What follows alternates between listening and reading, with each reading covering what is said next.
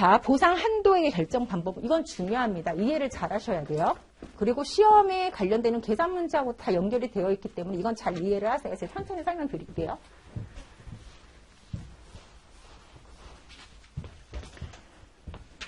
보상 한도액의 결정 방법은 우리가 단일 보상 한도와 포괄 보상 한도 이렇게 설정을 할 수가 있어요.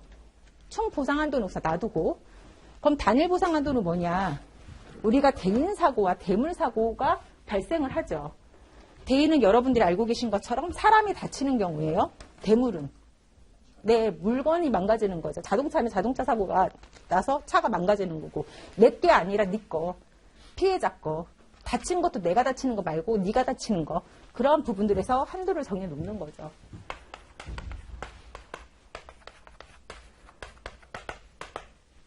보통은 우리가 배상책임에서 1인당, 한 사고당 이렇게 설정을 해놔요. 그래서 1인당 1억, 한 사고당 예를 들어서 10억 이렇게 써져 있을 때 이걸 이해를 하셔야 돼요. 이게 무슨 말인지.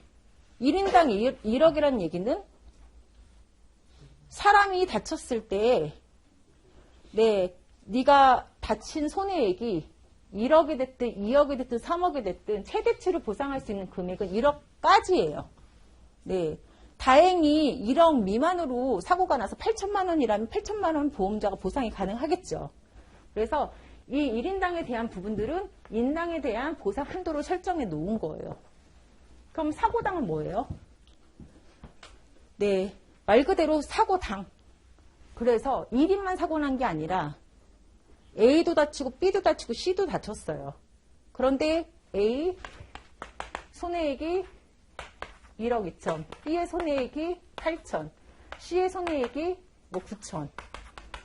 1인당 한도액은 1억이기 때문에 얼마? 1억. 얘는 얼마? 8천. C는 얼마? 9천. 인당에 대한 부분들이 이렇게 다 해주고 결국에 토탈 금액이 사고당에 대한 부분들이 10억을 넘으면 안 돼요. 다행히 10억이 안 되죠. 그럼 이건 보상이 돼요. 그런데 막 금액이 예를 들어서 얘가 8억, 얘는 9억 이러면 토탈 금액에 대한 부분은 그냥 10억까지예요. 인당에 대한 부분들도 물론 이것도 초과는 됐지만 그래서 인당인지 사고당인지 그 부분에 대한 이해가 바로바로 되셔야 돼요. 이 부분은. 대물은 물건값이기 때문에 사고당 10억 이렇게 설정을 해놓으면 10억 안에서 대물에 대한 손해는 그냥 담보가 다 되는 거예요.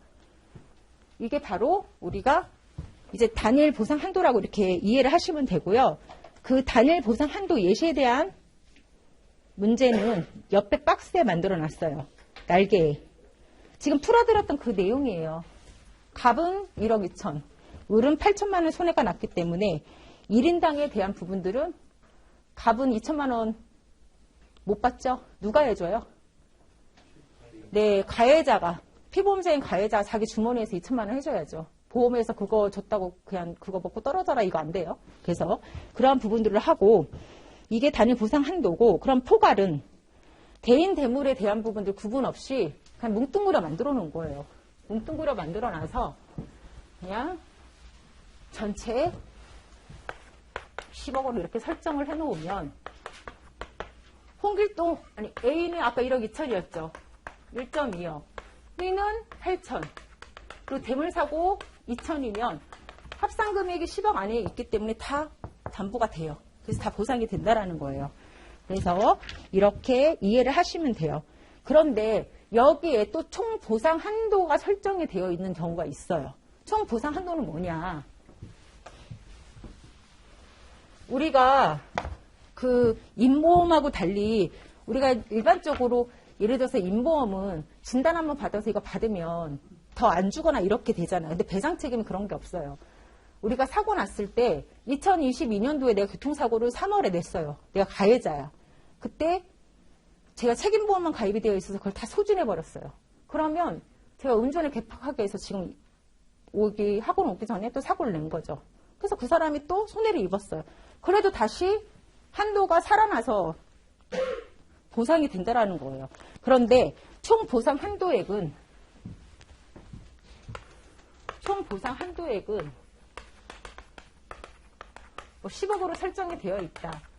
그러면 10억을 소진하면 다시 살아나지 않아요. 그래서 이 금액 안에서 끝나버리는 거예요. 그래서 어떻게 되느냐. 그 55페이지에 날개 한번 문제 한번 보도록 할까요? 보상 한도의 예시. 보험회사 A에 가입이 되어 있고 사고당 한도는 2억이래요. 그리고 총 보상 한도는 10억. 그러면 사고가 발생했을 때 2억을 초과하는 손해가 나오면 2억까지밖에 지급을 안 해주는 거예요. 그래서 3월 1일자에는 1억 3천, 5월 10일자에는 2억 2천. 그럼 3월 1일은 얼마? 보상? 네, 1억 3천. 5월 10일은 2억. 네, 6월 13일은 7천만 원이니까 7천.